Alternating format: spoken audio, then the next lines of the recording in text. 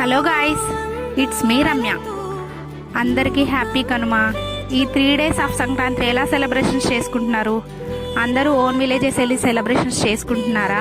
మేమైతే మా ఓన్ విలేజెస్కి వచ్చి సంక్రాంతిని సెలబ్రేషన్ చేసుకుంటున్నాము. ఈరోజు కనుమ కదా, అందరూ కక్క ముక్క తెచ్చుకున్నారా గాయ్స్? మేమైతే ఓన్లీ చికెన్ అండ్ గారెలతో సెలబ్రేషన్స్ చేసుకుంటున్నాము.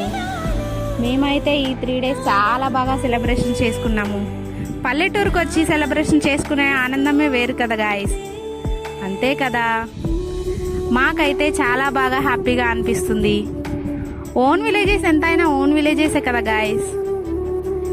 గారెలు వేసుకొని తింటున్నారా అందరూ?